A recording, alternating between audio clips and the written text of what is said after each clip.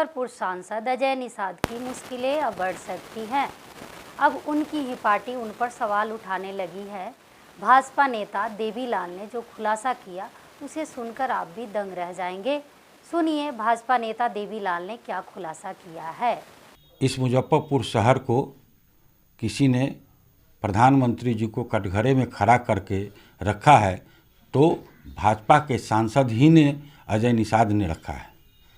आप देख रहे हैं मुजफ्फरपुर जो प्रधानमंत्री जो वादा करके गए थे पताही एयरपोर्ट, तो प्रधानमंत्री का यहाँ जनप्रतिनिधि कौन है? स्थानीय सांसद है।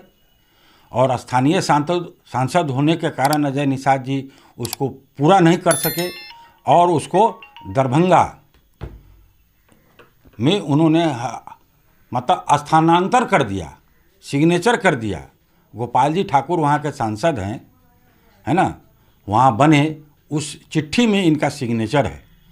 तो यह दुर्भाग्यपूर्ण मुजफ्फरपुर वासियों के लिए है और उन्होंने प्रधानमंत्री जी को कटघरे में ला के खड़ा कर दिया। हर सांसद अपना अपना क्षेत्र का विकास चाहता है।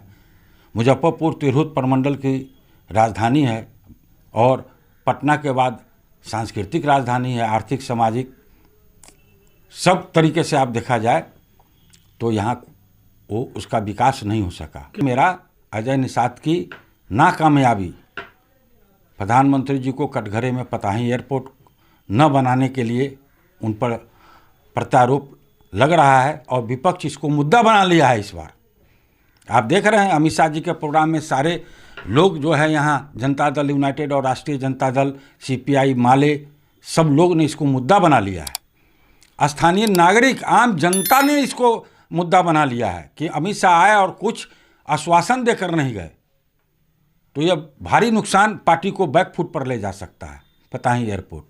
दूसरा आइए स्मार्ट सिटी। स्मार्ट सिटी क्या है? यह प्रधानमंत्री जी का ड्रीम प्रोजेक्ट है। प्रधानमंत्री जी का एक सपना था कि हमारा भारतवर्ष का 100 शहर स्मार्ट बने और वो जब स्मार्ट होगा तो इर्द गिर्द का वोट और सांसद वहाँ से जीत के आएंगे, कम्युनिकेशन बढ़ेगा, एक भारत नया दिखेगा। तो स्मार्ट सिटी 7 साल में आप देखिए, स्मार्ट सिटी लूट सिटी अजय निषाद कर दिए। इस स्मार्ट सिटी के खुद चेयरमैन हैं। आज तक न कोई इलेक्ट्रिक लाइन अंडरग्राउंड हुआ पूरे शहर में, न बिजली लाइन अंडरग्राउंड हुआ, न सीवरेज का लाइन अंडरग्राउंड हुआ। एक तरफ 10 करोड़ का रोड बनाया जाता है, दूसरे 3 महीना के बाद बीचों बीच रोड को खन के जो है उसका मलबा गिरा दिया जाता है दोनों तरफ और 6 महीना तक उसका जो है प्रदूषण उड़ के, बालू उड़ के, गर्दा उड़कर, माटी उड़कर प्रदूषण फैलाया हुआ है। आज प्रदूषण का क्या हाल है? ड्यू टू स्मार्ट सिटी के कारण जो है ये प्रदूषण फैल रहा है। कोई स्मार्ट सिटी का पहल नहीं है, नगर निगम की उस पर भूमिका नहीं है। न सुबह में कोई पानी पटाया जाता है। मच्छर और जो अभी एक डेंगू का बीमारी चला है, आप देख रहे हैं पूरे शहर इससे प्रभावित हो चुका है।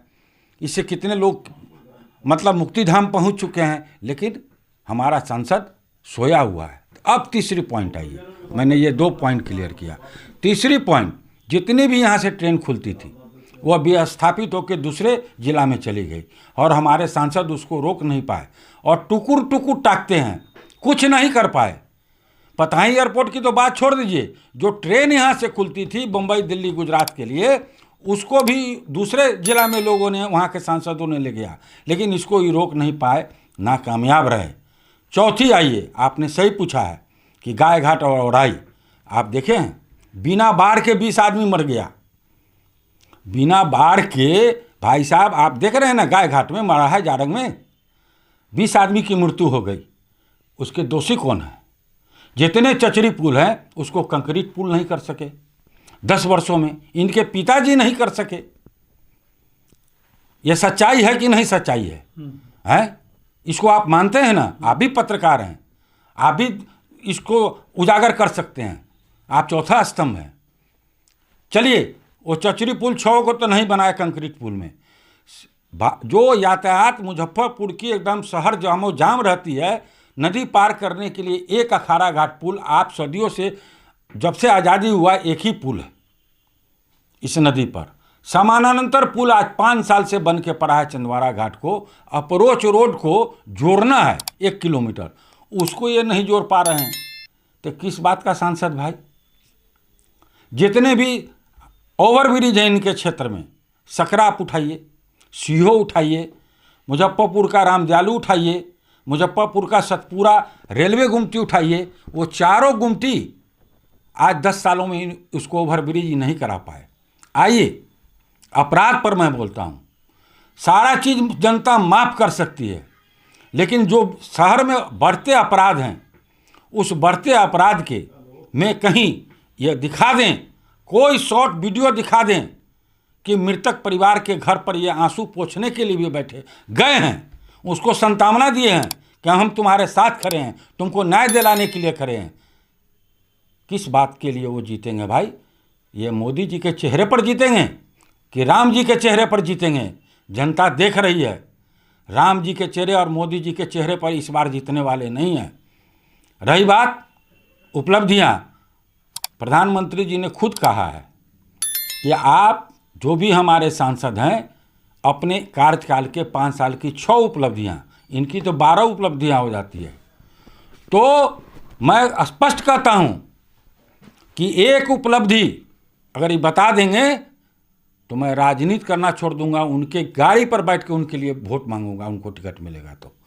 वो बात भी छोड़ दीजिए, प्रधानमंत्री ने जिस गांव को गोद लिया था, उस गोद का क्या हुआ?